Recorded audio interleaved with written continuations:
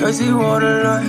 Here life's I've been with midnight through the city. I've been going through some things, trying to get my mind right. Push the bucket to the limit, push that mission to the finish. Gotta get the full control, gotta get my mind right. Here life's I've been with midnight through the city. I've been going through some things, trying to get my mind right. Push the bucket to the limit, push that mission to the finish. Gotta get the full control, gotta get my mind right.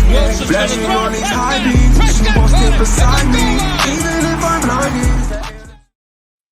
What's going on, everybody? How you doing out there today? It's your boy DMV, and we got a guest today. My guy, John Herndon. What's going on, guy? How you doing? What's up, brother? What's up, man?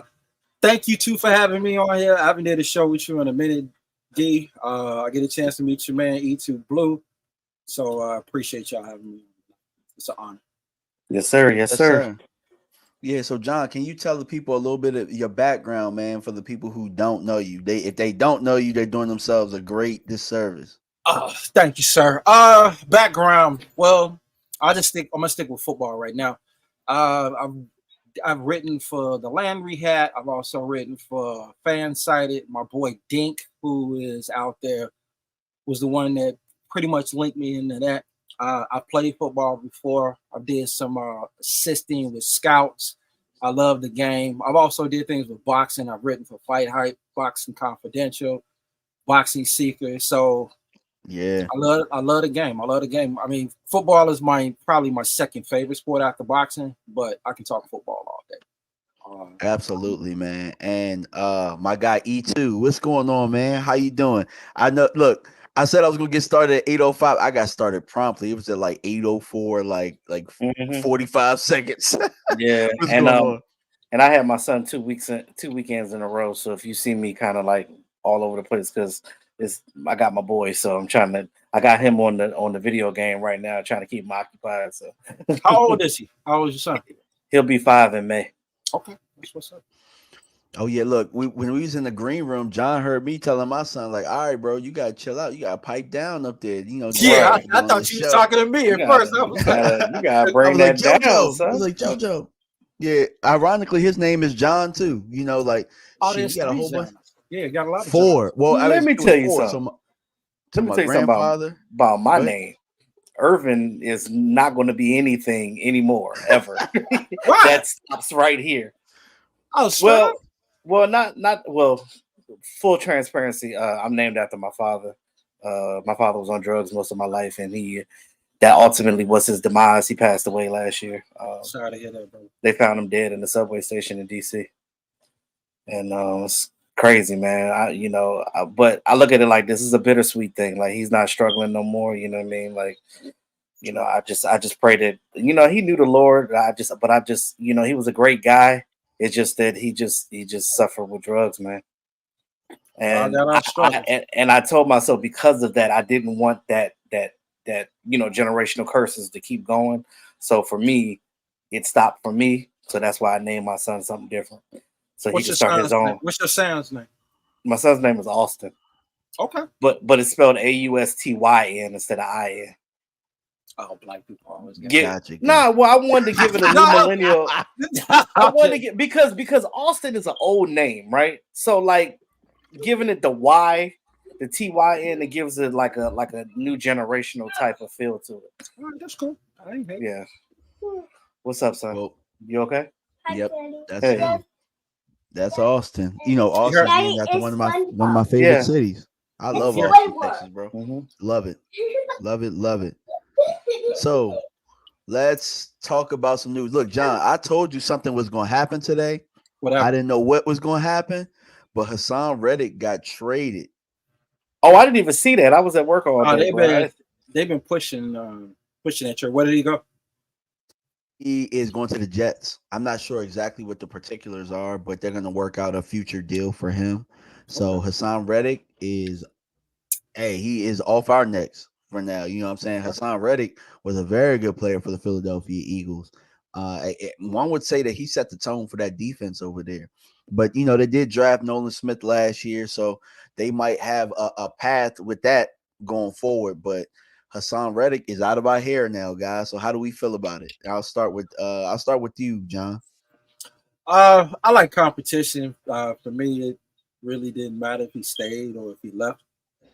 Uh, it's like when they got Bird, the safety. I didn't care. I like competition. I mean, but I think Steele is more more aptly taken because what he did to his ass last year. So that's interesting though. But I think he's a good player. If Nolan Smith is the alternative, I don't view him as good as Hassan Reddick. But I mean, farewell. We won't have to deal with him. You know, that just makes the Eagles weaker. But we have to see what they're gonna do in the draft. So. Absolutely. How you feel? How you feel, E2? I'm just glad he ain't going out the division. If we couldn't get him on our own squad, I'm just glad he out the division because we got enough stuff to worry about. We got to worry about going against our own old guys in Washington. So I want to see how that's going to turn out too. You mean Fowler and Armstrong? Yeah. Really? To be honest, the guys I just think because they know Yeah. Dak, you know what I'm saying? Like they played against them, you know what I mean? Like, I'm not worried about that. All you got to do is go look like, at without Micah, Dak was carving these dudes up in practice. Dan Quinn. All you got to do is look at training camp tape. Neither one of them was getting anything going. I'm not afraid. I look forward to I'm more the Bama boys is more so the thing I worry about. Yeah, remember? Deron Payne. They still got Jonathan Allen over there. And then you got to realize we used to play against Chase Young and Sweet, and I think they're better than Fowler and Armstrong. So we dealt with them. So we'll see them. We just gotta for our own team though. We gotta get some reserves because Sam Williams ain't just it. Like they got to do something else back there. I mean, it's early though. It's March, so you know it's a lot of stuff to go on. It's a lot of players we haven't seen. We had Finoco last year. We didn't get a chance to see what he did. You got the draft coming up. I mean, we still got Wheat. Tyrus Wheat. Yeah, I'm glad somebody mentioned him. Yeah, we still have Tyrus. We still got him. I actually like him. No, I love him. I feel like they just need to give him. I feel like they just need to give him more of a chance. You know what I mean? I mean, he can play strong side. He can play edge. He's 265 pounds. I mean, he can move. I think he should have got a lot of burn last year. But that's another topic. I don't want to deviate. Well, here's the thing. Somebody gonna get some. Somebody look. I wasn't even going to look. I had it lined up a specific way, but this kind of segues into one of the points, which is Mazi Smith is out for 4 to 6 months with after the shoulder surgery. So somebody in there is going to play. You know what I'm saying? We're probably going to have to draft.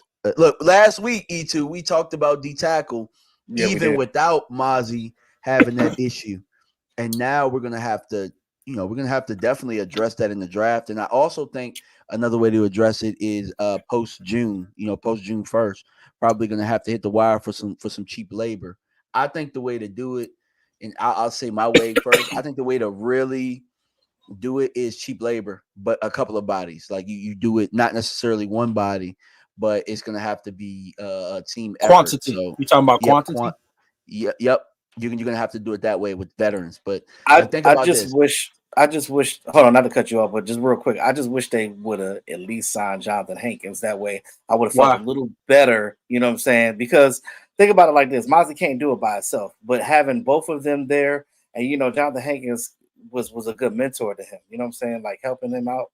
I mean, Jonathan Hankins gonna be 32 years old. I think they can go young. They're guys. They still got players. But they still got guys. They still got guys out there that can go for that purpose who are younger. I'll tell you, John. I would have liked to have signed him for what he signed for one, and number two, if they had known the shoulder surgery was going to happen. This team doesn't have a great track record of trying to rush people back after injury. Now, I completely, thoroughly agree with you on that assessment. They do rush players back way too fast, but now we got the draft. Why would you wait so long to get the shoulder surgery, though? I mean, sometimes with that, it's just the significance of what the injury may be. I mean, it depends on what it is. Sometimes you do a cleanup. Sometimes, and then here's the thing: every player at the end of the year they get surgeries, but all of that stuff isn't always put out there. Like a lot of guys get cleaned up. Sometimes it's more significant. So he may or may not thought it was significant until he did the rehab, and then they looked at it. And that's projection. He could be back, and if I'm not mistaken, 4 to 6 weeks. That's training camp. No, it was. I think they said 4 to 6 months, but yeah, they I'm said sorry. training camp. Yeah, I heard of that wrong. Yeah, 4 to 6 months. So if you look at the projection of that, what we got April, May, June. We training And camp. we also don't know when he got the surgery too, because Mike McCarthy just addressed it, so he could have Right. gotten it a month ago. You know what I'm saying? And that's a month that's off the books. Oh Um, yeah. you get what I'm saying? So, Yeah. and Yeah. none of us would have even known that. I just think that if they knew it, that bringing Hankins back probably would have been a good insurance policy. You still could add the people that we're talking about. You still could go get a DT in the draft.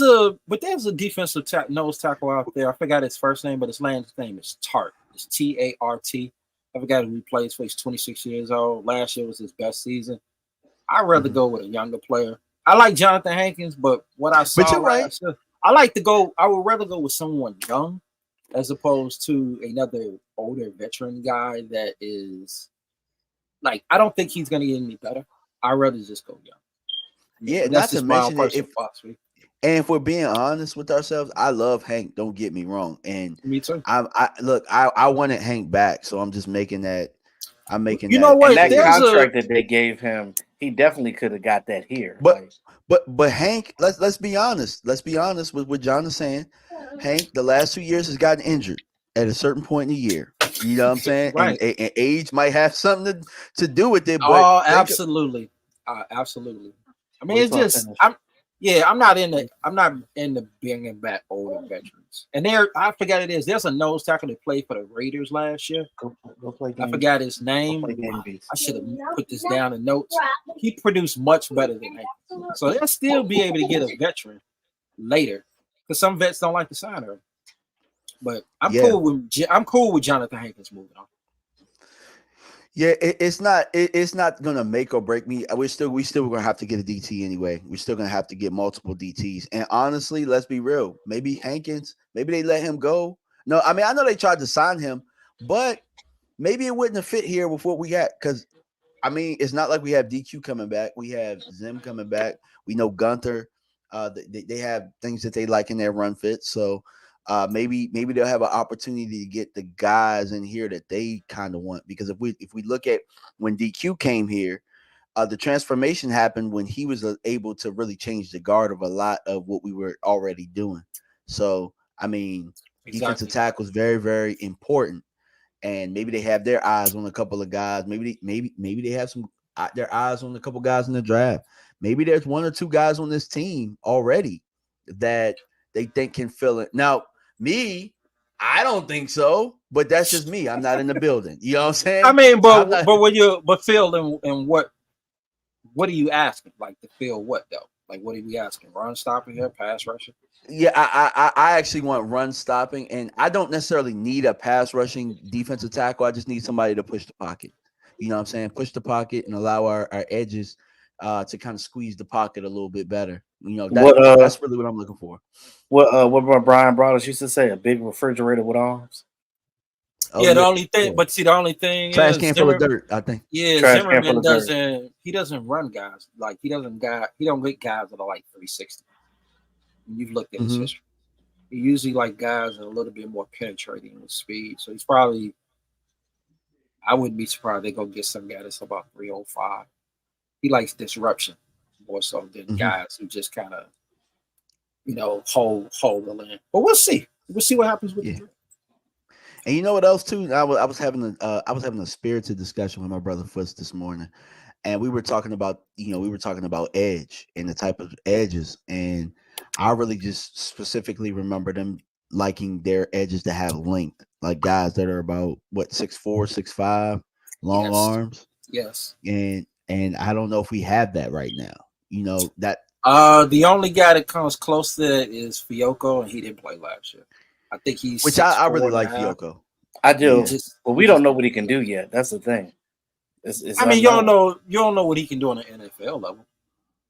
But you see his tape, you can. But I agree. I don't know if he has the personnel yet that's in the building. But we have to see. And then you gotta ask yourself, does Ghosting maybe go back to end? You know what I'm saying? Like, I does he thought have that the- was when he first got here. I thought they were going to use him as a strong side defensive end, Yeah. stick him inside in pass rush situations. But somebody told him to get 300 pounds, and then they I made don't him a know full why time they 3 always tech. trying So I don't know. to get these guys to be big. Like they did that with everybody. They did that with that tight end that we had too. It messed What up tight his end? career too. Remember what's his name? Rico Gathers. Rico Tried to couldn't make play, they tried to make him big though. Then he got but sluggish. he couldn't play though. Like he just couldn't play football. I Like, don't know why they even drafted him. He was a basketball player. Like it just I don't know, Antonio that was Gates. some Jason Garrett stuff, but No, Antonio Gates. Like the league is a copycat league. Like so when you look at guys who are ex but he's not basketball players. Antonio Gates. No, That's I didn't say he was, but it's a copycat league. You know, when people run a particular style, everybody else think they can do it, and you don't have Yeah, the I same got you. personnel. I got you. So, I mean, Yeah, and- I don't have a and- problem with them reaching for him. I had a problem that they kept him for so long. Yeah, but bro, That part. we keep That part. we keep a lot of guys that we like for some odd reason. They You know what I'm saying? Like- overvalue. They kind of overvalue their own players. I think. Like, I Yeah. think the best organizations when you decide to realize we made a mistake, let's move on. And instead, you Yeah, allow absolutely. someone. It's like, what's it? I think we had Isaiah Stanback. We had him. We had Danny Amendola. And so we kept Isaiah Stanback because of measurables, and Danny Amendola can actually play wide receiver. And so teams do that all the time. I mean, we do it. A lot of other teams do it. But, you know, I just want football players. I don't care what you. I mean, I have my own measurement ideas, but if you can play, you can play. But that's a Dallas thing. Absolutely. It is. And so I kind of want to jump into really the meat and potatoes of what we're going to talk about today, because Okay. I mean, it was mainly the discussion all week. I'm pretty sure, John, you probably got off of Twitter because you just were sick to death of all the negativity. I know I was just sick to death of it, but we're going to talk about the Dak Prescott contract situation and what's going on. So I'm actually I'm going to start it off by saying, honestly, there was no news for me. I felt like hearing Ian Rappaport's report just let me know that, okay, we're no further than we were at the beginning. I mean, What do you mean? nobody sent an offer. Nobody rejected anything. Like, I mean, at this point, like they could get a deal done tomorrow. Maybe they won't. I mean, in my mind, I just feel like the way that it was worded, it was almost as if the Cowboys were ready to move on, and people took the bait. You mean from Rappaport? How his Yeah, from report was? Rappaport. Yep. How it was written, how the breaking news was. You know what I'm saying? So for me, I think with how it was worded, everybody just is ready to jump the gun. Not everybody, but a lot of people are ready to jump the gun and say that the Cowboys are done with Dak. So I'm going to ask you fellas how you feel about what transpired this week, and do you guys think that, you know, things can be repaired if it needs to be repaired at all? I'll let EJ go first. I mean, I went first last time. Can I just start off by saying that the Cowboys have snatched my soul, and not in a good way? Okay, hold on.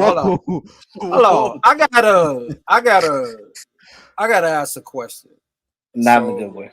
Because I have Like- a lot of friends, and I've dealt with a lot of Cowboy people. Like, y'all suffer from mental block trauma. Like, what? I mean, what is it? No. That's why I said I have no emotion about it anymore. I used to. I don't any longer. Like right now, But that's March though. That's March though. Right now, as a content creator, it's just straight for content. Like I no longer have emotions about the Cowboy. I will forever be a fan, but I no longer put emotions into it. Like I stopped that as long. Well, yeah, I try to give him a chance, but you know how it is. It's that one ex-girlfriend. You're like, damn, but she looked good today. You know what I'm saying? When they start winning, you be like, damn, she look good today. She got that sundress on, baby. She got that sundress on. Them cheeks be cheeking. You know what I'm saying? And then you see it, and you like, man, It's I like fell for but that hold on, it's hold like on. two again. midgets. It's like two midgets fighting over breadstick up in that jump. So but I have but a question though. Hold on, I have a question for you. yeah. Like you said, they snatched your soul.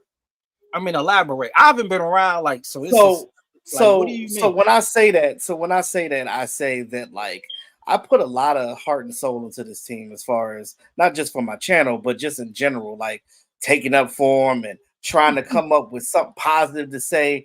After this season, this is the first season that I've ever been a fan of this team where how it ended with Green Bay, and I was just like I was lost for words. I didn't do a video on my channel for like the first like What were you? month, and I was just like, because because I didn't know what to say. Because I'm just like, it really. I had a lot of emotions. I was sad. I was hurt because I was like, we had an opportunity to do big things last season. The Eagles had that dramatic just fault. We were right there. They gave us the division first of all, Nah, and no, then they you didn't. had a chance. Nah, to go, no, I don't. Hold on. You had a chance to go in there to get 3 home games. You had a chance to get 3 home games potentially. You squandered that because you lost to the 7th seed. You lost to a young team. Not taking anything from Green Bay. They're a good team, and they're going to be even better going forward. But you went in there and dropped a goose egg. And when I went back and looked at it, I was like, do you think that Dan Quinn was like, he knew that he was going to leave? So he was like, he didn't make any adjustments? Because Stephon Gilmore came out and said that he said himself, I was upset because we didn't make any changes in the second half. And normally we do tweak things with Dan Quinn. This game was different. It was almost like he just gave up. But here's the thing, though. I'm not saying that Dan did his job, but to me, the beginning and the end of all this goes down to the head coach. That still comes down to the head coach. I know people got upset about what went on last year, but honestly, if you go back and look early in the season, it's not that surprising. I mean, you're running a 205 safety playing linebacker. What do you think a team is going to do? They're going to run 13%. They're going to run the ball down your damn throat. We haven't been able to stop the run in over 2 years. So it wasn't completely surprising, like what happened. You just didn't expect it to happen with Green Bay. But there's a flip side to this as well, because you look and say, okay, Detroit played San Francisco tough, and if I'm not mistaken, we beat Detroit in the regular season. So, and then here's another positive, because it doesn't matter if it's barely. It don't matter if you beat a team by 3 or you beat them by 7 or 40. A victory is a victory. So let's just say we beat them. We had played them. It was the NFC conference game. Are we gonna sit here and say we barely beat them? No, you're gonna take the victory that's what you had. No. I mean, I understand that completely. I'm just saying, like, it's just the way it ended. It just was just like, come on, you did all that.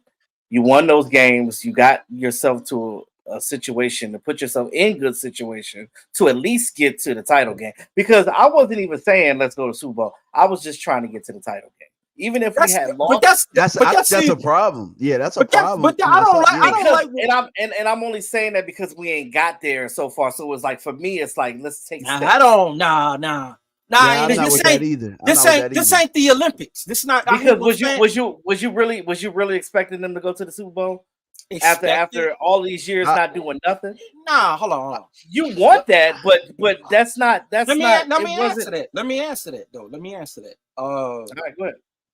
When it comes down to it, just with everything with a football season, and it's only one team. One team is going to win. There's going to be a lot of doubt. But going into this season, I didn't think it was something you said, D. You mentioned last week where you said you like the Anthony Barr signing. I don't know how much into it because when you look at what we did the year before when we played San Francisco, we played them in their house. We had Van Der Esch in there. We had Anthony Barr. We had Israel. So we had size and length. So I'm thinking the next season, we're going to go out and get a version of Anthony Barr, but we're going to get a young guy. Yeah. But they don't go out and get a 200. They don't go out and get a 250-pound linebacker. You see Wanye, he's 230. So I'm figuring, okay, we're going to get bigger at safety. But we didn't go that route. Van Der Esch got hurt, which is not surprising because he had a history of that. But you had no one there. So when I saw us running out safeties, all I thought was like, this is not going to work. This will work in high school. No disrespect to high school players, but it's not going to work in the NFL. They're going to So run 13 again, personnel election. that was on the coaching staff to Well, cross that's their on T's two. and dot No, their that's I's to no, bring in that's a on linebacker. no, that's on two things because the front office is the guy who does the acquisitions. So you should have looked at that. But you also had people on the roster. Tyrus Witt is 265 pounds. He can play linebacker. But I know coaches also like their guys.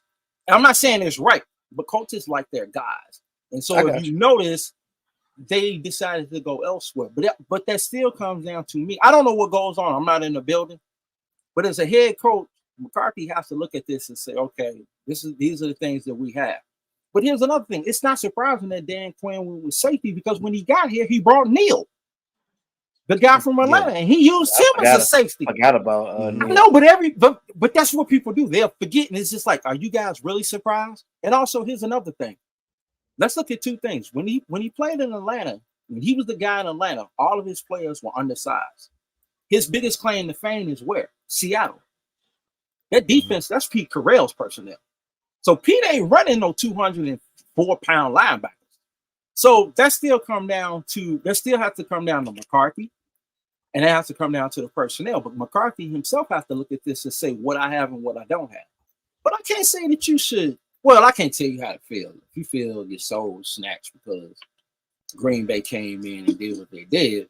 So back to what I was saying about the whole so that was how I felt towards the end of the year, and DMV, him and I talked about that around that time as well, because when we was even at Mark's house during the Super Bowl, we were like, yeah, it was just sad that we weren't there. But now the way I look at it now, I said, all right, going forward, taking emotion completely out of it, I'm just going to talk about the content, this, that, and the third. Now, as long as the Joneses are running this team, this is what we at. We soft as Q-tip kind. They are businessmen. But my whole thing is, you can run a business, but you can't run football like you run other businesses. My thing is, get out of football, sell the football team to somebody else that is a football mind. That's never gonna happen. Because this is the thing. I understand that, but what I'm just saying that's what they should do. If you're going to continue to do it like this, you can't run a football organization like this. We are never going to win a Super Bowl like this, ever. Do it like how? How they're doing it. No, but when you say that, the way they're doing things now with this offseason, not going out and getting players. You talking about you all in. Hold on. But you don't sign players. You don't do anything. But hold on. You say you want to sign. And this year we don't have that many draft picks. So what are you going to do? You can't go into the draft hedging your bet that you're going to hit on every draft pick. We know that this team is good because you can't. Why? You cannot go into the draft because this is what other teams are going to do. When they know that you're desperate, they're going to go get that player. Look at when we was drafting when Ryan Shazier came out. I want to answer some of your questions though. Why would you assume that you have to be? Because some me and D was talking about. I was just responding to Knicks about like drafting. But just because you need a left tackle, everybody needs left tackles in the league. Everybody needs players in the league. I mean, I'm talking about for depth purposes, right? You don't go in the draft like not having nothing at a position, right? Why do you assume that though? But it's not just a draft. It's not assuming that's just the way it is. That's just common sense. No, that ain't common sense because you have players from last. I'm finna answer that. You have players from last year that got no burn. So you don't know what you have there. So you can't necessarily say these guys can't play if they haven't had the opportunity. I didn't say they couldn't. What I'm saying. No. I'm just trying to answer your question, though. I'm not saying that's what you said, but you just said you can't assume. I'm only from a fan perspective of it because we're not in the building. But if you're the point I'm making is other teams around the league are making their team better. They're forever doing things. Hold on. You're talking about You talking about when Denver signed Randy Gregory in 2022 for $70 million and cut him next year? I'm not talking about that. But that's a signing. I'm just giving an example. I'm not just talking about just willy-nilly ass signings. I'm talking about doing things the right way, bettering your team. Look at the 49ers. They got a 49ers maybe. And they Philly, always continue in churning the roster. It's about churning your roster. The same thing with the Eagles. The Eagles hold on. Wait a minute. Let me finish my no, thought. But wait a minute, though. But wait a minute. If you're saying they're turning the roster, they're literally letting old guys go, and everyone's upset about that. The way you have to build a football team is via the draft. I'm not talking about, see, you're misunderstanding my point. I'm not talking about just signing old 33, 35, 38-year-olds. I'm talking about churning your roster, getting young, not just old talent, but young talent. You're talking about retention, right? Retaining guys that are good for you. You're not retaining nothing. You're not doing anything. We haven't done a very good job of retention over. I know at least the last 5 years we have not done a very good job. But I'm asking, when you can't sit here and tell me that the Eagles have not made themselves better. They went from a team that didn't even. Hold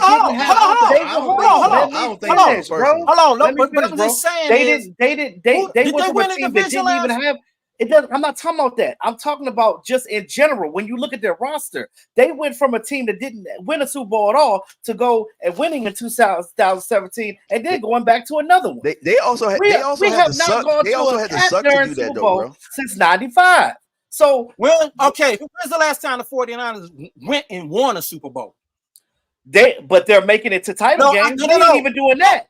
I'm just trying to get to a title game. Nobody in 25 years. Can we do that?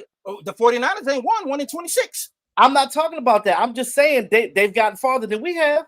They're consistently getting there, and we're consistently 1 and done or 2 are done. This is not the Olympics, though. The end goal is there's no organization that's sitting there and saying, "Man, let's just get to the conference title game."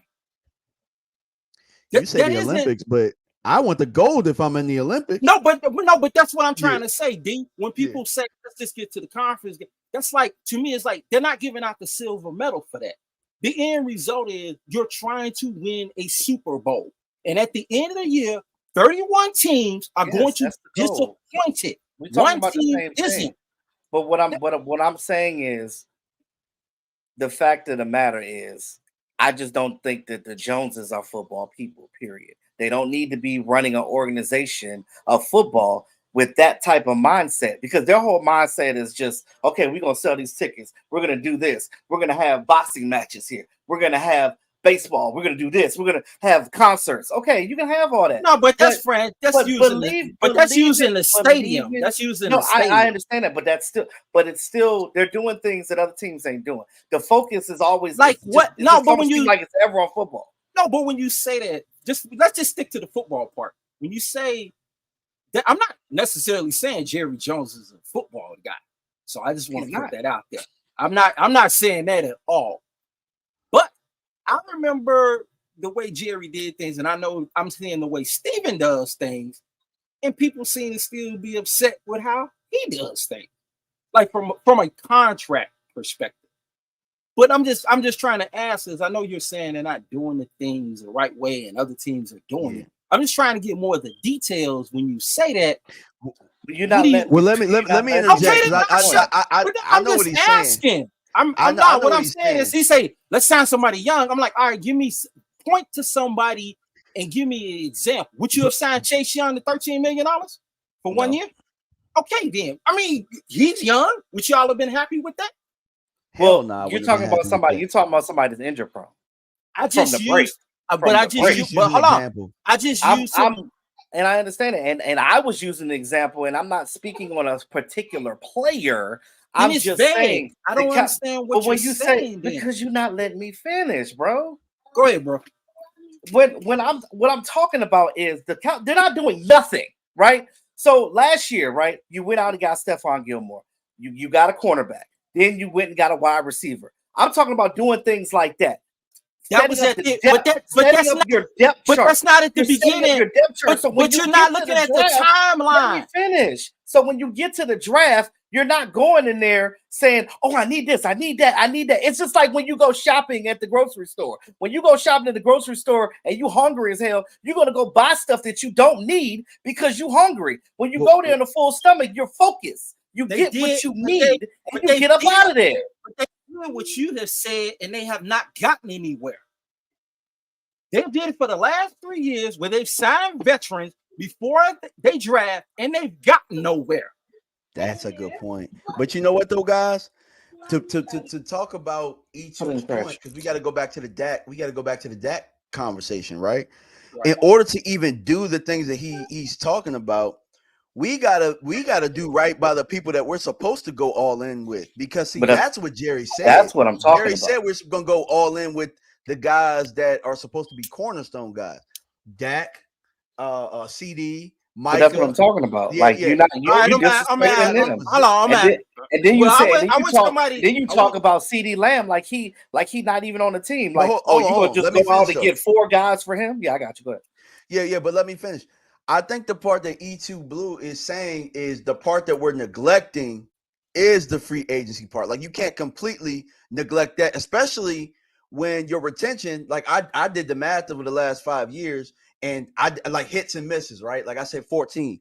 7 of them are on the roster now. 7 of them are gone. Now we'll get the comp picks, but when you're not adding in free agency, you know what I'm saying, in the front half, you know, you're on the back half scrambling when you have less picks in this draft. So I understand what he's saying from that aspect. But the only thing is, but I look at what they did over the years. They ended up signing Curse at the time.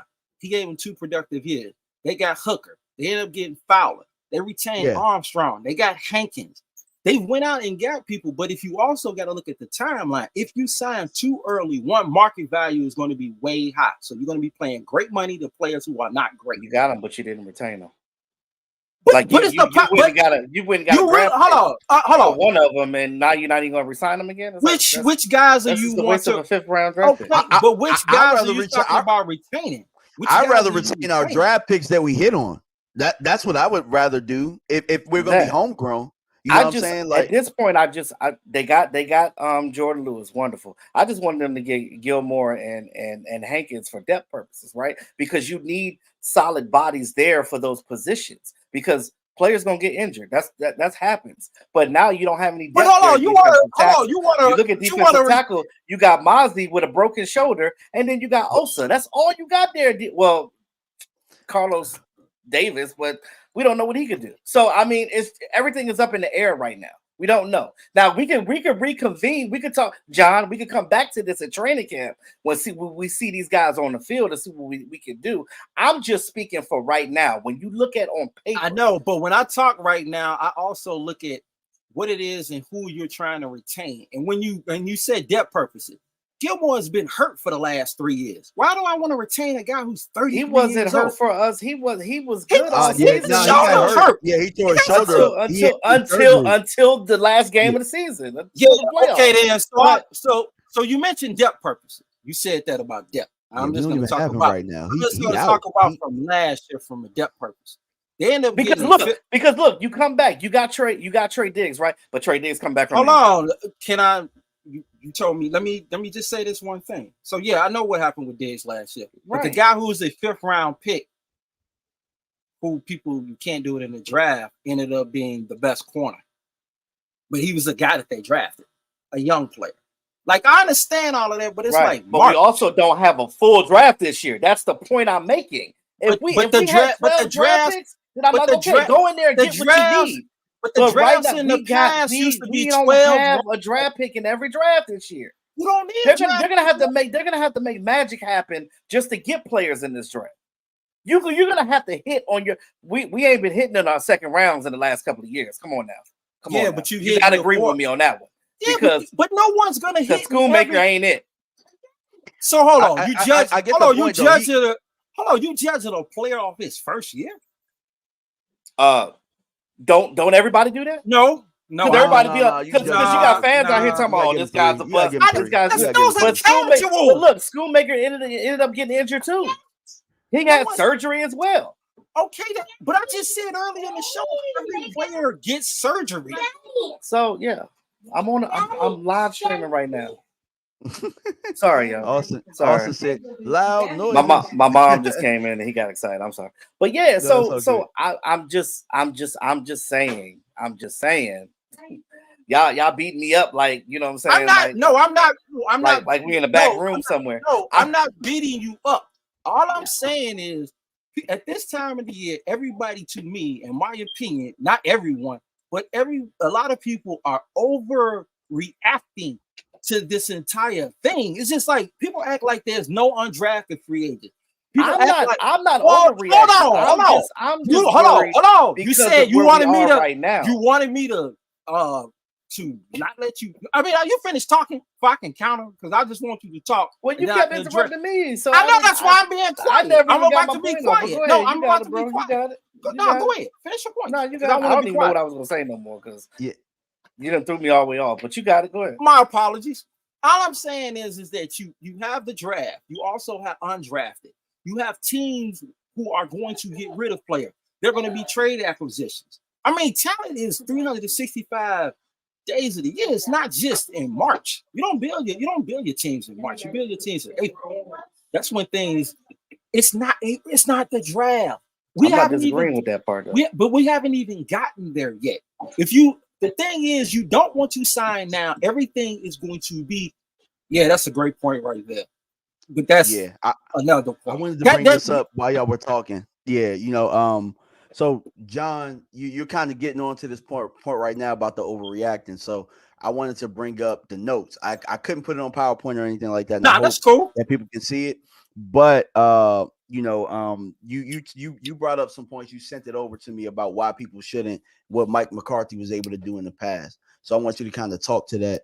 Why you're talking about this now, and maybe because it might make a little bit more sense to the people that don't understand. You know what I'm saying? Because I understand what you're saying. I understand both points. So the thing is, I understand how EJ is looking at it, and he's saying that they're not doing things. But when you look at what they have did since he got there, I remember a lot of people was upset with Collins, like why we let him go. And then they replaced him with Steele, who at the time before his injury was probably a top 15 tackle.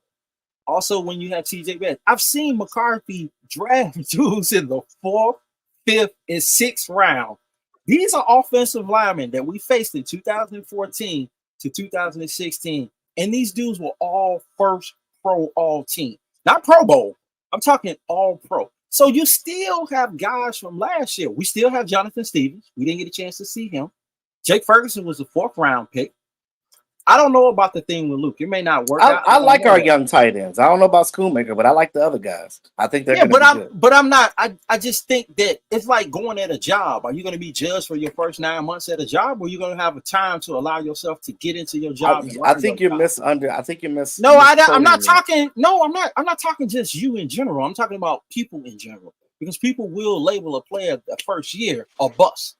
So I'm not one to do that. I'm not one to do that. Just so you know. You just said that.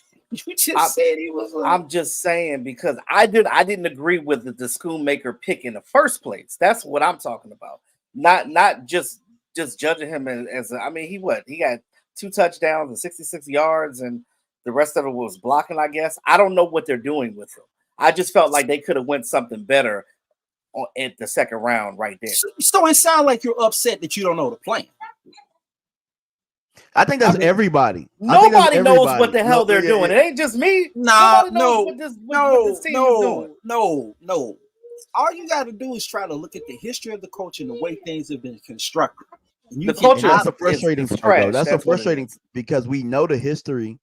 No, I mean the history of the particular coach that's in charge, as opposed to Jason Garrett. A lot of people will go with like the last 30 years. It's like Mike McCarthy ain't been around for that long, and neither have these players. And I agree with you, John. And not to cut you off, but I think McCarthy is a really good coach. I also think Mike McCarthy is handcuffed with some of the things that he can do, because we're looking at some of these guys that you bring up, right? Right. And they're gonna still draft the type of guys that can wear the Stinson and sell tickets. You know what I'm saying? Like, I'm not saying that that's the case, but I remember on the app, everybody thought Terrence Steele was god awful. Include myself. Everybody wanted Knight to play instead. And you can go and look at I didn't know who I wanted to play. Right. Brandon Knight. Wow. Right. A lot of people, I got into it with John Owens, all these dudes. I was just like, you guys are overreacting, because I happen to be in Chicago. I'm not saying I just happen to see the Packers. And I saw the way he was constructing guys and how he would get these guys in the later rounds that were offensive linemen, undrafted guys, and he would do things with these players. He's did it before. And it's a lot of things this team has did, which has been different. Like last year when they talked about bringing Zeke back. They didn't bring him back. They cut him. They moved on from him. You got to get younger. You can't get old. And they doing this now in the offseason, and everybody's like, oh, my God, we lost this guy. People over panic when they got Tyler Smith. And it's just like people are upset because you don't know the plan. It's like you're not part of the plan. We're not in the building. But I know a lot of teams that wouldn't mind having a team that won 36 games in the last 3 years. I could talk to a lot of Chicago Bear fans that would love to have that. There's a lot of teams that I just think people are just really overly panicked. This team has won the division in 2 out of 3 years. Their biggest shortcoming has been the playoffs. That's just been their shortcoming. And that happens. You know, it's no guaranteed happy ending. And even with all the acquisitions that San Francisco has did and all the moves that they have made, they have still not won a Super Bowl. They still haven't did it. They usually imagine if the things they're doing happen in Dallas, it would be blown up even more. You mean you're going to spend 3 first-round picks on a project that you got rid of for a 4th rounder? They would get killed.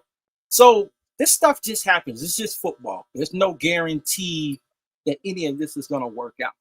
But if you look at it closely, there are things that you see that is resembling. I mean, would you wanted them to keep Tyler Biadasz? He's an average center.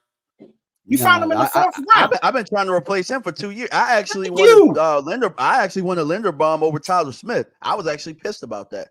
To be honest with you. They make mistakes, but also I remember a lot of people wanted Earl Thomas and was willing to give up a 1st and a 2nd. And I never wanted Earl Thomas. No, not you. If you go back and look at my channel, you can tell. I was so against that. You said something. You said casual. You was talking when you said casual. You said fans on Twitter. Well, I'm just addressing them because I remember a bunch of people, and I remember content writers. They wanted Earl, and I was like, you can find safeties late. And if they'd have made that trade, that's CeeDee Lamb and Trayvon Diggs. Mm-hmm. And so, but no one's that was gold. But no one's looking at this. They found Trayvon in the 2nd round. They found Blaine in the 5th round. No one's talking about any of that stuff. Everyone's just talking about they need to make a playoff run. Well, I did mention that this team is good at drafting, but my point was this year is different because they didn't. It was just weird because they didn't. I'm trying to figure out what the plan is. Are you trying to blow this up and then start over and get rid of that? Because we haven't gotten to that. No, but you know what? I'm asking you this. My point is we don't know what they're doing. We don't know if they're going to blow this up. The reason why they're not doing anything is because they're just going to let it ride out. And then all these 1-year contracts, they're going to let them all go and then start over. We don't know what they're going to do right now at this point. That's the point I'm making. But they've actually shown us what they're doing. They're getting rid of old and average players and injured. I mean, look at the guys they get. Is that considered a retool to you? To me, it's not it's not a retool to me. Is it a retool or is it a rebuild? It's not a rebuild. I think it's a soft rebuild, low key. No, I don't think it's because if you go and look at the average turnover rate of every team in NFL, it's 30% roster change. That's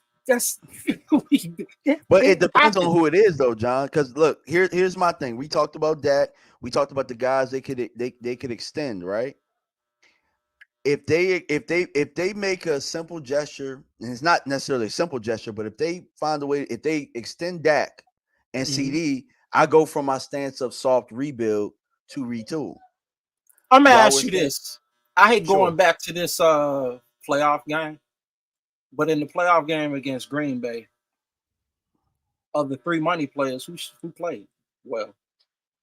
If you guys was like looking at your 3 money players, who played well? None of them. Right. I'm gonna ask you this. So let's say we're running the team. Would you have a pause and off of that? I know what the pause is. The pause is Trey Lance because they saw what Jordan Love did to us. And you got I don't know about you got a Jordan Love at home, low key. Maybe. You don't know what you got. You got me. I'll make you some McDonald's at home. Yeah. Yeah. But no, you're absolutely right. absolutely right in what you're saying. Mm-hmm. But that doesn't change the fact that it could be a soft rebuild because they don't feel that they need to make a move right now. You get what I'm saying? Whereas You talking about if from a you move like a free agency signing move? Or I what mean type of move? because if you get those guys, like for example, right, with Dak the way that it is right now, and Mm-hmm. Trey Lance only having one more year, you technically could draft a quarterback. Trey Lance, this is trade. Well, I think they should have not made the trade because I thought they had him longer. But I was technically, shocked when they did that. in a way, they have him for 2 years if they decide to do the 5th-year option, right? Well, wasn't this one? They already did the 5th-year option. They already did. Nah, this is 4th year. Oh no, I'm saying didn't they already extend it? They already decided. No, to they go just to 5th did. year? They did some type of bonus thing. If they do his 5th-year option, if I'm not mistaken, his 5th-year option would be 22 million. But that even makes the point even more. They're not going to do it, but they technically quarterback falls. They technically could get a quarterback, and then I think they should have drafted a quarterback last year, like a young quarterback last year. I liked the Lance trade at first until I realized the timeline, and I was like, this don't make any sense. It's like unless like they're all 3 quarterbacks are all. I agree. Like, But you know what, John? I agree with you in the sense that I'm always trying to replace Cooper Rush because I don't think he's good. Hold on, how could you not look at that? He won. He was 5 out of 1. He won 5. He's a backup though. He's just a backup. No, yeah, he's a backup. But I'm just saying, for me, I always feel like I think it's a comfort. I'm always from the Joe Montana, Steve Young, how they did it. You know what I'm saying? I'm looking for the air.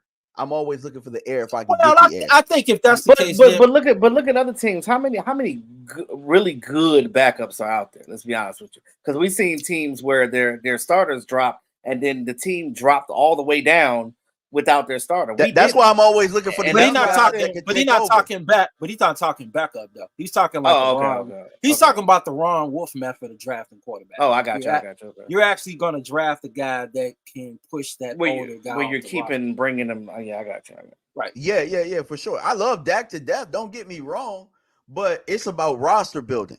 The same thing with running back. I'm trying to draft a running back, if not every year, every 2 years. Well, running back is definitely a position that you should. I do every 3. You said every 3? No, at least every 2.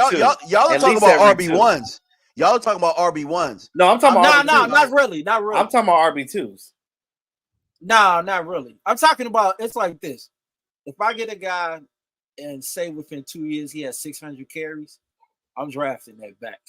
Like I'm just moving on with it. I just think it's the easiest position on a football team that's a guy can just come in and play. It's also one of the easiest to fall off too. You know what I'm saying? It always falls off a lot because you start to see because a lot of people like, well, he did this and it's like, dude, he carried 300 times in high school, which probably was 1,200. Then he gets to college, he got about 1,500, and now that stuff starts to wear. And so you got to be aware of that. That's kind of like I want to see what Chris McCaffrey looks like next year because he carried the ball a lot for San Francisco, a lot. But speaking of which, man, I'm gonna change this subject so we can keep on with the show. Because we're talking about running backs now. How do we fix the run game? You know, I'll start with you, E2. Like, how do we fix the run game based on some of the things we're talking about? We switched to running backs a little bit. We talked about the Thunder and Lightning. You and I talked about this before, and I think that's where the league is going right now. You're going with multiple backs. Like the days of just having that one bell cow guy is to me is of the past. I think you gotta have like what you were saying, John. I agree with that about churning your roster when it comes to running backs. When it looked like they got a lot of tread on the tile, you need to get another one. But I also believe that you got to have 2 good running backs on your team. One that's a short yardage guy that can get those tough yards, and then you need a guy that's shifty in the backfield that can get those long runs. You need to have both of that on your team because you need to be able to attack teams in different ways. Because that's what we were lacking without Zeke. We didn't have a guy that can get in that end zone. You need that. And that's what a Zeke is. That's what a Derrick Henry is. So you just got to know what type of back that you're getting for your team and, how your team is predicated.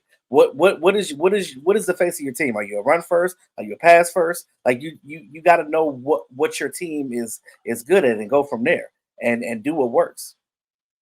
To get me guys that can boogie. You know what I'm saying? Like whether they big, whether they small. Because look, some of the small guys can get in the end zone. Damn, Eckler probably is the best goal line back. That boy's scary. And now he in the division. Whatever. Nah, for real, John. I swear. Oh my God. Nobody probably has more 1-yard touchdowns than him. I mean, he's a nice back. No, I'm not saying get him, but I'm just saying like if you can boogie, you can boogie. Like a running back can find their way in the end zone. You get what I'm saying? Like that's true. I like violent runners. I want to take the soul from a team. So for me, I like guys a little bit bigger. So that means you got to keep backs. You got to keep backs. You know what I'm saying? Yeah, I'm a little bit more old school. For me, I'm more like get a guy. Like I'm not really a big fan of the dual like 2 running back type thing. Like get a guy. Go out and get a guy. They had a chance to get a guy last year. They're gonna have a chance to get a guy now. That don't mean guy gonna play for 6 years. I don't need him to play for 6 years. But the reason why let's take a look at Tennessee real fast before E2. My bad, bro, for cutting you off. But look what Tennessee has done over the last couple of running back stints. They had DeMarco Murray. Then they still drafted King Henry, right? Mm-hmm. And then they drafted King Henry's replacement last year and got him up out of there. You get what I'm saying? Like, just get you. I mean, I'll ask you guys if Trey Benson and they had them on the same team at the same time. You got to have them guys snarling at each other. And when they get their carries, like they're hungry out there. Well, give me some guys that can. The Titans now with Pollard, they're going to do a thunder and lightning type of run scheme over there this year. Who's thunder? Who's thunder? You said they're going to do a thunder and lightning. I'm wondering who's thunder for that. Spears got to be more the thunder because we know Tony ain't. Tony lightning. I just think I like Tony is definitely lightning. Tony is definitely lightning. Yeah, I don't. He's that guy. I don't know if Spears is thunder. He's a nice back. I just don't know if he's that. I mean, it might work well for them. I mean, I don't know. I mean, I think Spears is their guy personally. I watched what he did against Miami, and I think that they just probably got him and Tony because the league is going more towards the two back thing. The 2 running back set. That's what I'm saying. Tony can do some things in the passing game, which we didn't, do a lot last year. But he also dropped the ball a lot too. Yeah, he also dropped the ball a lot. Yeah, but we don't run screens very well. Our offensive line has also been shaky too. I kind of feel like we ran screens well. I don't think Dak does screens very well. That's just me. I don't. Well, that's why I'm saying we don't run screens. But you know what was best? You know what was best with Dak? The best offensive line that we had with Dak was when we were pulling. Right? He needs an athletic line, a line that does a lot of pulling. And go back to his rookie year, we were doing a lot of that. And you need a center. That was my point. Because we had the best center. So you got to find another Travis Frederick somewhere. I mean, that's hard, but I'm just saying, like, you got to have more than an average center in order to be doing those things, and that's kind of what I was getting at with fixing the run game. So we got to be able to gap scheme as well as zone. We got to be able to do all of it. You got to be able to do multiple things to be able to adjust. All right, so if you had your choice for either you guys, who would be the running back you would pick? My running back, I like Trey Benson. Nice. What round? If I could get him in the second or third, I'm good with that. I don't know, John. It just depends on how the draft falls, man. Because I know that, but I'm just saying. Hypothetically, yeah, it's all I know. He's gonna go in either the second or the third. So I mean, it's one of those rounds. I'm just trying to think because I was Trey Benson before I brought up the whole. I don't think Dak is very good at doing screens, and that's part of his game is being very, very good in the passing game. So that's really what makes Trey Benson Trey Benson. Yeah. And usually when you want to run screens, you want a quarterback that's a little bit mobile. I mean, that can't. And I don't know if he's that. It's that he's not tall. He's not that tall, and his throw. He's more of a. He's 6'2". He's 6'2". But I mean, he's tall enough. I just think he's flawed. That just isn't something he does. Yeah. And hear me out though when I say this. Dak doesn't throw at angles. You know what I'm saying? A lot of times when you do screens, you got to be able to throw at angles. You got to be able to, some of the taller guys can kind of throw over you. Dak doesn't have that ability to really just like sling it from different angles to get it out. It gets Well, batted everybody down ain't a some of Pat the time, Mahomes. or They even it'll get said, floaty or something like that. yeah, I I mean, hate them that's no floaters. knock on him. It's just one of his flaws. He's not very good Exactly. at the screen game. And so Trey Benson, yeah, he's the best back in the draft. Besides Brooks, if you want to take a shot at Brooks and double dip in the draft, I but like yeah, Brandon. I did. I like Dylan Allen for Wisconsin. I like Like I like Dylan Johnson. He's a big violent back. I love Dylan Johnson. I love Dylan Johnson. He's You know gonna be that late. that's actually my Alfred Morris sleeper back right I there. keep telling people about him, and I'm like, Yeah. you can get him late. Did they not watch the playoffs, John? Did they not watch the playoffs, bro? No, he's a violent. Yeah. Runner. Did they not watch him against Oregon in the Pac I did. championship? He ripped them a new one. Yeah, bro. And by the fourth quarter, you do not want to tackle him. Yeah, but to answer your question, I guess I would. That's a tough one, dog. Like, I ruined my own answer. I asked you this. Okay, so probably Jalen Wright though. I probably go Jalen Wright. I go Jalen Wright. I asked you this. If you, and I know we don't know, but if you got Dylan Johnson in the 5th round, are you happy? Yeah. I'm with my running back game. Yeah, because Dylan Johnson is better than Rico. He better than Deuce. He better than Lipke. So I'm happy. So I do think they need to build the offensive line and get a real guy. They need to get a real running back. Like, there were times I did see holes last year that the running backs we had just didn't have a vision for it. But I agree, Tony Pollard was better suited for other things, and we just never used it. What you think about Rico? Because I feel like Rico was doing all right towards the end of the season. Like he was. Can he be healthy? He was getting through some of them holes. If he can stay healthy, I think that he'll be all right as an RB2. Yeah, he wasn't. That was part of it. I'm like this. I have no problems bringing him back, but I'll find another undrafted running back and I'll push him off the roster. Yeah, I'm also about pushing him off the roster. Him or probably Deuce. I mean, even though we just got Deuce last year, little Deuce. Yeah, if we can't run screens, we don't have a point for him, bro. His daddy worked for the team, though. It's like practice squad. Shoot. No, but I feel like with Deuce though, you can use him as a gadget guy, but there's a couple people in the chat talking about Aldrich Estime, which I like him off the one cut. I think he's pretty good with. I mean, if they gonna try a gadget guy, there's a kid named Aeneas Smith for Texas A&M. I'll take him and I'll push Deuce and Turpin off the roster. The problem is, and I hate to go back, but the Schoon pick should have been a running back. All them running backs at that time. There was a lot of running backs that I liked last year that I was like, okay, I like that class better last year than this class. It was deeper, but I was like, if you're gonna get a running back, here's a chance to get one. It was at least, I thought about a third, and we didn't do it in the third either. So I guess they figured they liked Tony Pollard. But once they franchised him, he signed it. I was like, I would have rescinded that before he signed. The franchise for me would have been the push off the roster for next year, and I got my guy that has a year of experience with Dak Prescott. That's why I'm talking about, hey, keep these backs in here, keep them hungry. Once the other one gone, hey, you stepping up, we getting another back in here. Exactly. That's the biggest thing that the Cowboys have a problem. They overvalue their players. Absolutely. Like Dalton Schultz, you franchised him. Tony Pollard, you franchised him. You extended Jalen Smith way too early. Man, that one I was like, why y'all paying Jalen Smith? When that happened, I was like, what are we doing? I mean, he had a great 2018. I'm not gonna knock that, but you still had him for 2 more years. So it's like, see what you got him for 2 more years. There's no reason to rush. But that goes back to he has a great story. And what you saying that I like the guy. That's that's the thing. You like him. I don't care if I like him or not. I just want a good football player.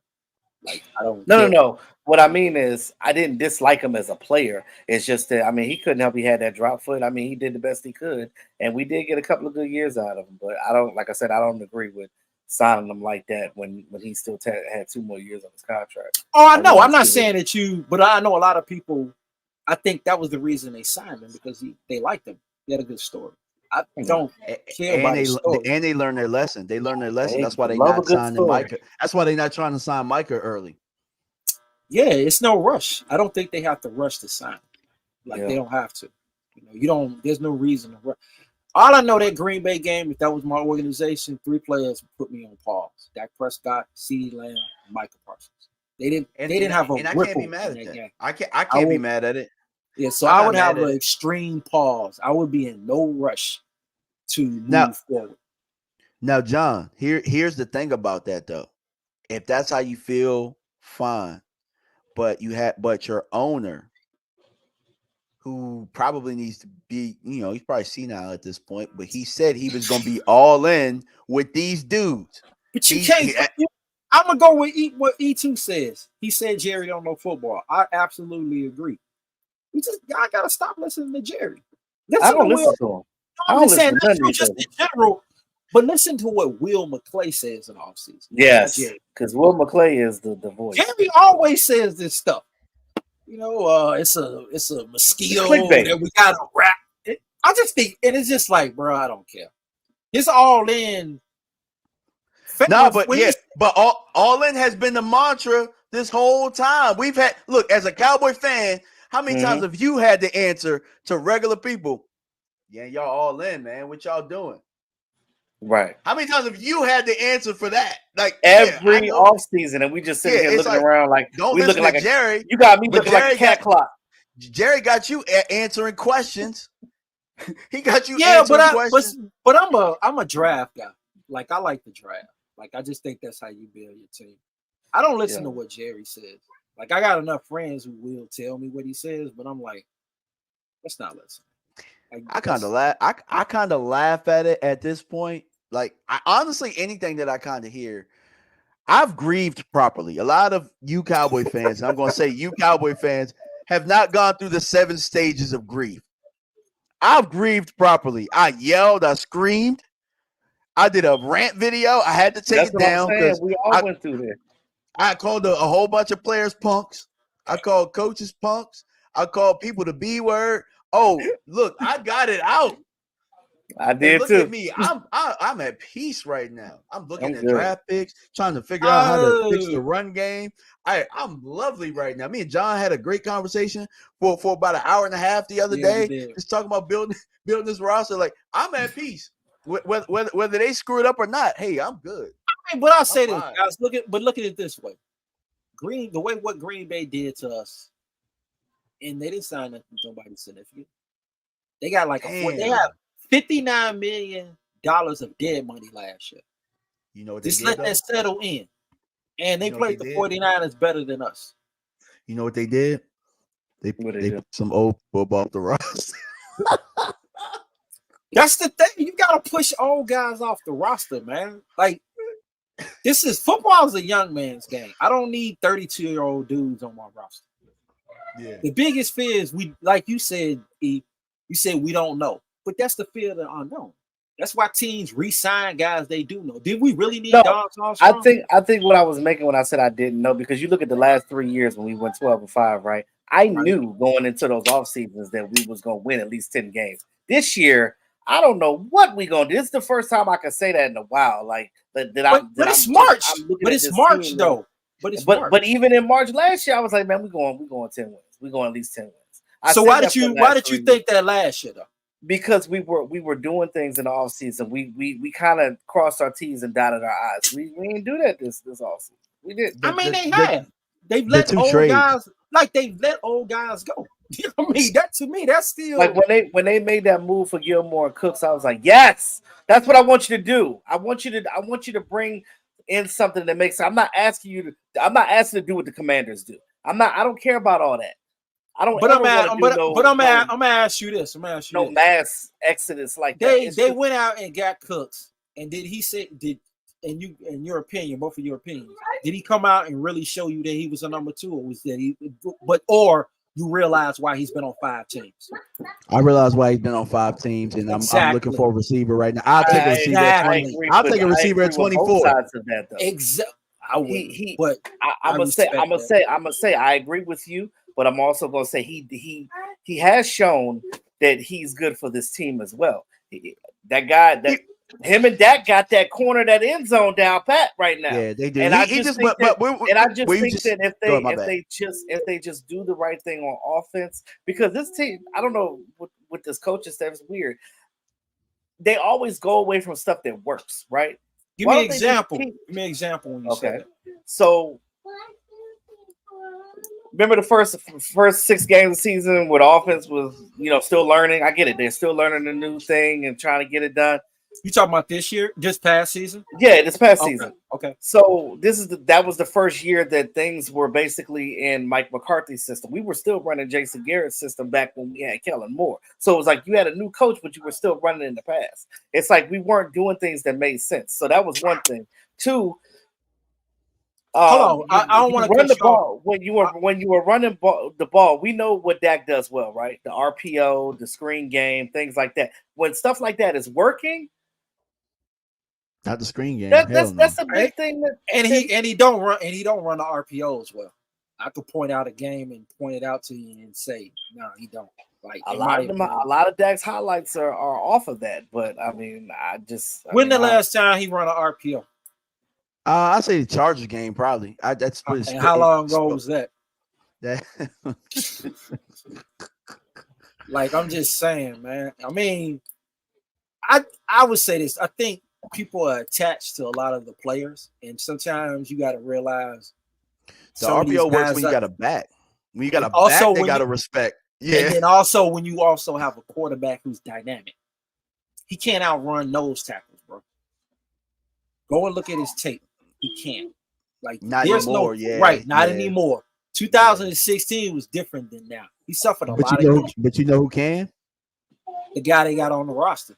Yep. And we're gonna see it. And people, I'm calling like, look, me and Foot's the king, and we're gonna talk about this. Me and Foot's the king. We talked about this. Trey can run, and this preseason is gonna be a fun one. It's gonna be fun. Oh boy, it's gonna be fun. I mean, and it's kind of like what man you mentioned. You talked about Tyler Bigot. He can't pull the move. He just can't. He can't do that. So they're making the moves they're making is well known. They're getting rid of old and the weak and the sick, and I have no problems with that. Like, are we still gonna roll out these guys? Jonathan Hankins is just gonna be old, guys. He's not gonna be better. He's just gonna be old. I'm glad yeah, go ahead. I do want the linebacker from the Browns though. I forget his name, but they got a guy number 44. I think it's Taki. I think that's his name. Sion Taki. I do want him. But how old is he? He coming off his first contract. He's young. He ain't that old. I'm fine with that. And then here's another thing. You know what else this defense has missed besides size? We haven't had a guy who's who's very cerebral as a middle linebacker. And that's very important because that's the guy who gets everybody in place. So yes, Sion Taki. He's 28 years old, and he was a guy. He's very, very instrumental in Cleveland. And Cleveland was they were pretty much the ones that gave the blueprint on how to rough up San Francisco. We need some people in the building that understand that scheme. How big? What's his size? What is his size? The kid from Browns. He is 6'1", 238. He plays the Sam. He plays the Sam for them. He plays Sam. Yeah, they say he can play all of the. We never know what He ain't get signed yet. I don't think so. Hey, but that's what I'm saying is like, and you're naming a player that isn't like well known as far as popularity of a name, but as a football player, you know him. And so those are the type of signings I think people should go after as opposed to, because all I'm hearing is like name guys, and I'm like, these dudes are old. Like everyone wants to go after a lot of name guys. And it's like, here's another thing. If these guys were so good, why would their teams let them go? They see them every day. There's a reason why they're letting people go. There's a reason why. And when you get on another team, then you find out. I'm telling you, they're going to cut 85% of these dudes they sign in the first week next year. They do it all the time. And June is going to be some guys there too. So exactly. It's just impulse spending. Just because you got the money don't mean you need to spend it. But my issue with it, John, is we in order to be able to sign and fill the roster without it being all undrafted free agents, we're gonna have to pull a trigger on one of these signings, and why wait on that? The reason why you wait, what you do, the money goes down. Every time you wait, the market goes down. Yeah, but even if you get it done earlier, the money will still go down, and you probably. But how early do you want to get it? I'm just saying, like, I don't want to have to rush a deal just to have money. No, not that. Not to have money. Meaning is the market value of the player goes down after the draft. All these guys play. Yeah, after the draft, it goes down. But then here's another thing you got to look at. We're talking about it from the team's perspective. A lot of these veteran guys, they don't like getting signed now. You know that they don't want to deal with training camp. They don't want to deal with voluntary. So it takes both sides to get signed too. So it's a lot of guys want to sit back, wait, and see how things going, and look at the best opportunities. So it works both ways. Like you do want to sign it, but a lot of guys don't want to get signed early. So like when we got Hankins signed last year, we brought him back. What was it? It was like before training camp, I believe, or something like that. So it wasn't in no rush. Gilmore, there's no rush. He got to have surgery too, and so no rush. I thought didn't Gilmore already have his surgery? I don't know. I was just throwing that out there. He got his surgery right after the game. Then he got to have rehab, and then even based on what you saw of him last year, you see his long speed is gone. Mm-hmm. So it's like there's a lot of risk. And every free agent, everybody want to sign, fellas. You got to realize they were draft picks at one time.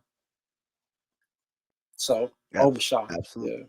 Yeah. And that's the only thing is that I don't want to rush him back. I mean, I don't think you'll be rushing him back, but I'd rather him be comfortable, come back when you are up under your legs fully. And that means, hey, if I got to have a young linebacker and we draft one, so be it. Yeah, I don't have a problem drafting some young off-ball backers. I mean, you can find them. And like you said, a guy in Cleveland, that's another guy. So I don't think there's no rush. Impulse spending gets you nowhere. First week, everybody spends money. I mean, look at all the money people have been spending since 2021. The Giants spent $157 million. And ain't busting great. Washington, 50 million. They were 7-10. I mean, Philadelphia has either been like us or they spent. Philadelphia spent a lot of money last year, $100 million. And what do they do? So it's like, we just don't know the plan. They're going to reveal the plan. I just think people need to just calm it down. It's going to play itself out. Absolutely, guys. So look, we're getting ready to wrap this thing up because this is a very, very spirited conversation. I think it was well needed. I loved it, John. I would love to have you back sometime for sure. I appreciate it. For sure, bro. Yeah, because I definitely thought it was a really good back and forth, especially with you two. I loved it. But E2 wanted to talk about cereals from last week, so we're going to continue our Freestyle Friday theme. Cereals? Oh, cereals. Yeah, favorite cereals. Not serial killers, John. No, I mean cereals. No, I thought we was. My man said cereals. No. Let me get up out of here real quick. I got too long-winded because I thought we was going to do the thing with the centers and the tackles, but I disrupted things by being too long. So, all right, we'll get back to that. We got time. Yeah. My favorite cereals, Frosted Flakes. I've always liked Frosted Flakes as a kid. That Frosted. I got that on top of the fridge. Look, black people they put stuff on top of the refrigerator. Hey, look, I still got some on top of the refrigerator right now. Look, I'm looking at the top of mine right now. Yeah, for sure. I still love Frosted Flakes. Freestyle Friday. Frosted Flakes is the classic. Frosted Flakes is a classic. I still do. I remember one time when I was in high school, I think I had the Frosted Flakes and still had nerve to put some more sugar on. Hey, dog, look. I'm about to give y'all a secret. I'm about to put y'all on game. You don't even need sugar. Just get you some almond milk. It's a wrap. No, I drink almond milk. Almond milk with the Frosted Flakes. Yes. Almond milk. Where have you been all my life? A lot of people don't dig almond milk. My favorite of all time is Cinnamon Toast Crunch. Can't get enough of it. I knew you was gonna say that. You predictable. You like the Joneses. I'm very predictable. I am. Look. People that know me know that I'm a creature of habit. Like if somebody wanted to kill me, they know how to get to me because I do the same thing all the time. Because I don't like to be disappointed, right? So if I know what it is, I know what it is. I'm spending my money on it. I like it. That's what I'm gonna get because I know what it tastes like. I know what it looked like. It is what it is. We gotta have two favorites. Well, John said that I do have more than one favorite. I still rock Frosted Flakes. Like, what's your growing up favorite and what's your favorite now? Because your taste buds are different right now. John was a growing up as a kid. No, but I'm like E2. I'm really a creature of habit. I still rock with the same stuff I used to rock with when I was 10. Except women. I grew up on Captain Crunch. Ooh, my brother those. We got a couple Captain Crunches in here. Man, hey, look, I was a bit of a cereal whore. I jumped around. Look, Cookie Crisp, Cocoa Puffs. Yeah, I tried those as a kid. Remember Pebbles, Fruity Pebbles? I remember Fruity Pebbles. Let's see. I've even had a Kix kick. Remember Kix? Oh yeah, I remember why. Kix. I don't know why. I would put a little sugar in it, and Kix was good. Kix was good with a little bit of sugar, and I ain't gonna lie. Yeah. I'm trying to think. But now they got some. Reese's peanut grams. Reese's peanut butter puffs has been my recent good. I'm almost done, son. Lucky Reese's Charms. peanut Somebody butter said Lucky Charms. Hey. Ask Austin what's his favorite cereal. Austin, what's your favorite cereal? Come here. Appreciate you, sports guru, for the super chat, my guy. Hey, tell everybody what's your favorite cereal. What's your favorite cereal? Get the kid. I got Kix. Kix? Yes. You don't like Kix? No, say. I got cereal. No. What's your favorite cereal? My son like fruit. He likes Fruit Loops. Say Fruit Loops. I have Fruit Loops. Oh, you like Fruit Loops? All right, that's cool. Hey, Fruit Loops are good, man. Fruit Loops are good. Fruit Loops. Yeah. Wow. That's what's up. Hold on, real quick. Can I get a Go Cowboys from you? Can you say Go Cowboys? Go Cowboys. Yes. Yeah. All right, go play. I'll be done in a minute. Go Cowboys. Man, I don't even know what my favorite cereal today. Did somebody say Count Dracula? Somebody said Count. Did somebody say Count Dracula? I remember those. Yeah. Is that the one? Is that the one with the ghostly marshmallows? Yeah. That's... All them cereals is killing us. Bro. Killing us softly. Oh, Tricks. Somebody said Tricks. Yeah, Tricks. My favorite cereal now is Honey Nut Cheerios. I don't know why. Don't ask me why. I'm not a fan of Cheerios. Man, you know why I'm not a fan of Cheerios? It can't be regular Cheerios. Nut. Oh, the Honey Nut. Okay, all right. Honey Nut Cheerios. Yeah, the Lala. With that honey in there, it changes everything. Yeah, that Lala. Absolutely, like Honey Nut Cheerios. My mother said she liked Raisin Bran. Oh yeah, that's a. She said with a little sugar. My grandma liked Raisin Bran. Hey John. She was like, put a little sugar on there. Put a little sugar on that Raisin Bran. Then you got something going on. Yeah, that's that healthy cereal, man. Yeah. Now, Raisin Bran was one of those things where I ate when there's nothing else available. You know how like when you go to the hotel and you go down there and for the continental breakfast, you like, damn, ain't no Cheerios or nothing down here. You like, well, Raisin Bran it is. Yeah, it is. It's like chewing some cardboard with some raisins in it. No bull. Yeah, it is, bro. If you need a movement, if you need a Eastside Harold said he likes sugar and bananas in his Cheerios. I can understand that. I've done the bananas thing before. I've definitely done that. Bananas and somebody Raisin Bran for a special group. I'm trying to tell you, my grandma used to have nothing but Raisin Bran in the crib. Hey, bro, that stuff give you gas too, bro. You got that fiber. Dog. Yeah, if you need a movement, bro, yeah, eat you some Raisin Bran. You good. You good. Shut up, Eastside. Yeah. But yeah, appreciate y'all, everybody for everybody in the chat. Appreciate y'all for tuning in, man. John, thank you for being a guest. Man, thank you for allowing me to come on, man. I appreciate it. Yeah, you brothers just did a favor. That was cool. That was fun. Yeah, absolutely. It's a good Friday night. Definitely fun. I mean, you brothers have a great Friday, great Easter. Love with your family. So all good. We're gonna be good, man. We're gonna be fine. As a football team, I'm not really that worried. Hey, look! You just gave me some extra confidence because I was just like, man, I don't know. Like that's what I said. This is the first year where I was like, I don't even know. All right, I'm gonna ask you this: was it ever a year that they surprised you and you didn't know, or is this just from the Green Bay loss?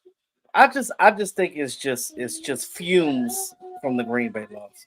Yeah, that's what I think. I'm like, they just did something we didn't expect it, but they still got. I'm gonna ask you this: who's the best? It's almost like when something happened and you just reaching for answers. You're like, why did this happen? Like when you had a breakup. I ask you this: who's the best quarterback in the NFC East? In the NFC East. In the NFC East. If you got the best quarterback, you're cooking with gas already. So he's gonna get you. But I think the biggest thing is, do we have the best quarterback? Meaning, like, we know we have the best quarterback. We have him signed for another year, but do we have the best quarterback? Meaning, are things good on that end? Meaning, what do you mean? Like, you mean finance with the contract, or what are you talking about?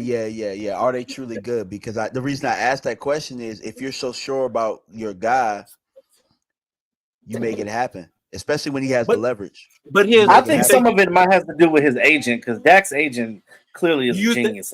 Do you think he has leverage?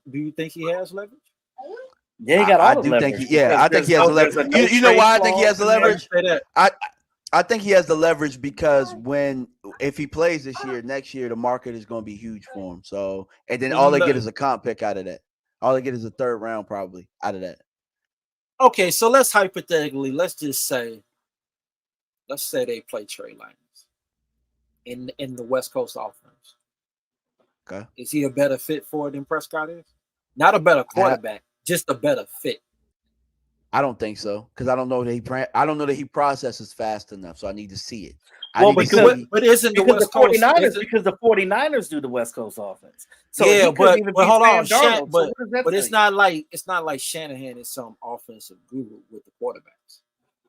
Like he doesn't have a history of that. He likes having plain Jane quarterbacks so they can run and do all the play action stuff. Yeah, you guys remember Aaron Brooks? Mr. Irrelevant.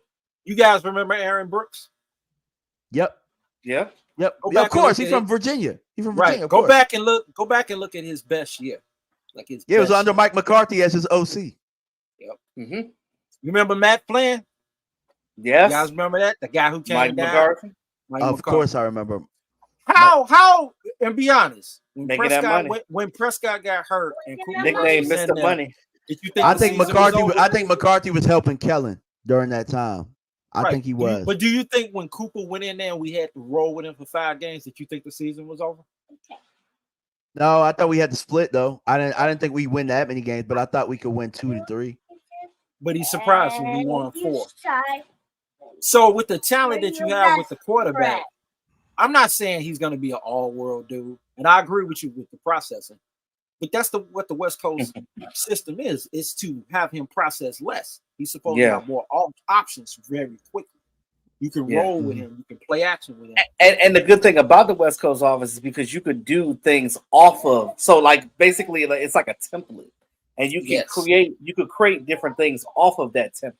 So I think that in the beginning we weren't doing that, but I think that as time progressed, we were like, okay, well, let's see him. I just gotta see it. No, let's get a second. Let's get a second year. Let's get a second year in this West Coast, Texas Coast offense, and see what. I don't think Prescott's the guy for the West Coast offense. So.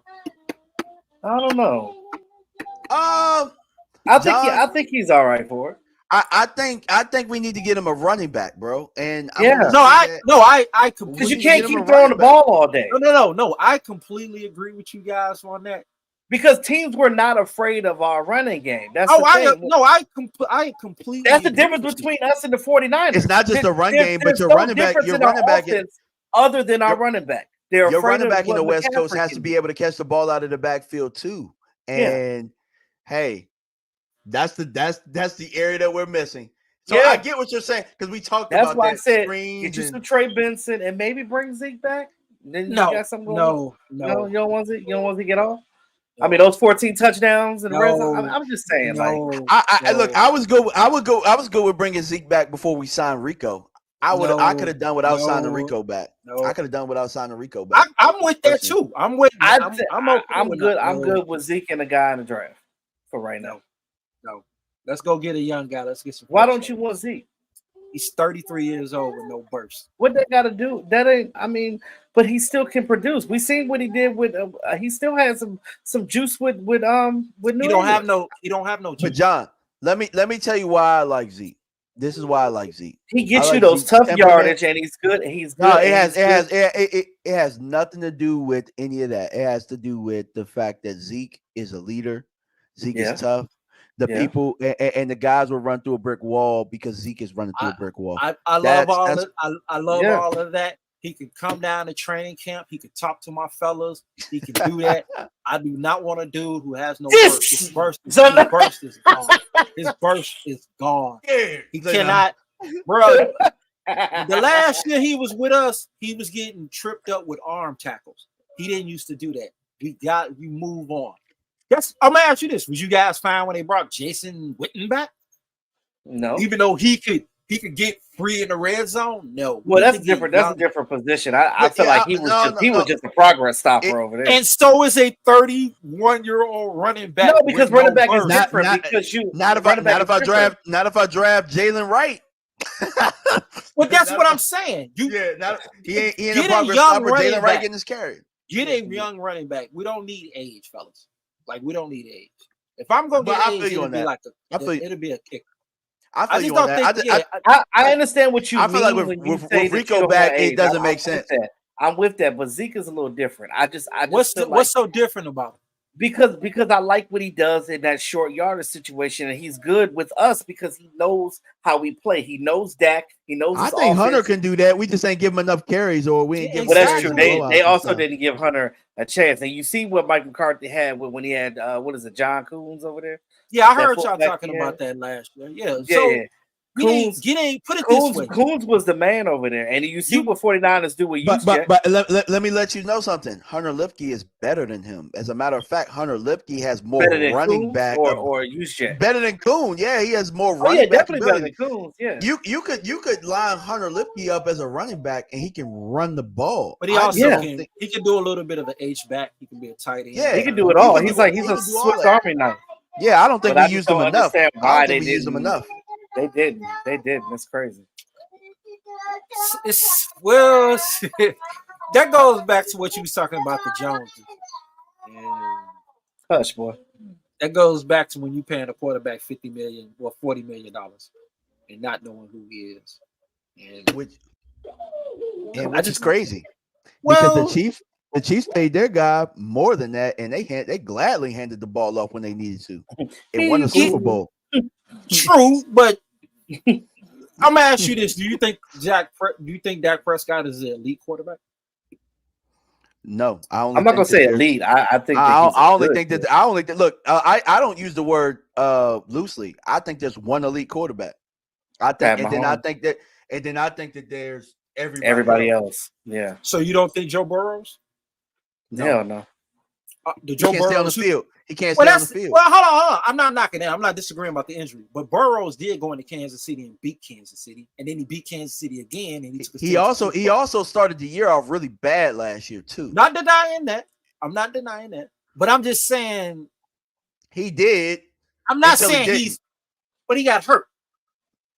But that's also Cincinnati's offensive line is trash. Like that, they not investing in the offensive. But if I can get a guy to beat Pat Mahomes twice, Josh Allen can't beat him in the playoffs, but Josh Allen has beat him. Josh Allen almost beat him. They consider him elite. And I'm gonna ask you this: if you look at Kansas, if you look at Buffalo, they signed an old Von Miller, which was dumb. And do they really have a running game down there to help him? Like, because he does a lot, but do they really? Yeah, so they do now. Because Cook started coming on, and that's really what saved their season. is that But the I think OC they came should have. in, But I think they should have embraced that so much more earlier. It would help him out a lot. they should have embraced it in the playoff game when they had Kansas City, and they didn't. But hey, that's another conversation for another day. True. That is true. But we'll find out what. It's so hard to say goodbye to yesterday. Thank you. Thank you. Bro, he ain't got no burst. You don't have no when your running back ain't got no burst. Man. It's time to let him go, man. He ain't got no I mean, burst. I'm just looking at him as a compliment. I'm not talking about he ain't him being the complimenting nothing. one. He's a progress stopper. You don't put old guys that can't play. Who he progress stopping? We ain't even got nobody. Hold on, I'm gonna ask you this. We ain't even got no damn running backs. But if you put him on the roster, you need to bring in guys that can play. I don't. Well, I'm not saying to just get Zeke and that be the end all be all. I'm just don't saying, get him go now. Get him You and wait. then go I draft wouldn't somebody. get him at all.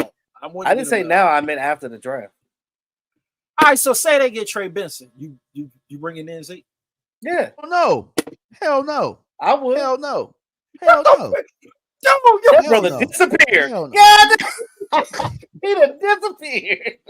Ghost. He turned the Patrick Where Swayze. did he go?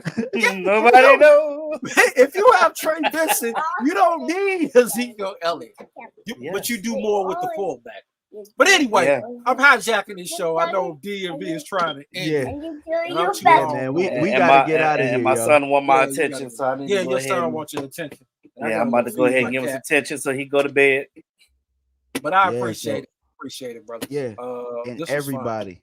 Yeah, definitely, man. Appreciate everybody for tuning in. Thank you for the super chats. And we Yeah, out. follow my boy DMV. Man, he is a great football mind. And follow Hey. E2 Blue. This is my first time. And follow you too. Follow you on Twitter. Nah, John don't Herndon. follow me. Don't follow me. Follow Y'all him. tweet guys Follow too him so many you can times. argue with him. Argue with him all day. Nah. Nah, don't follow me. He said he's Follow gonna these block two. each and every one of you. You're right. I will. Follow these two brothers. I block people too fast, man. Way too fast. The block game is serious. I'm serious. I block motherfuckers. I don't even know Tuck because I blocked him a long time ago. Dang. Yeah. Exactly. But yeah, man. All right, man. We out, y'all. Peace. Thank you for.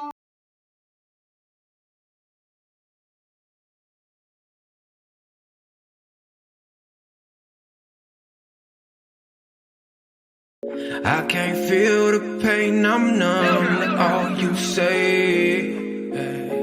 To keep it real and stay 100 through the rain.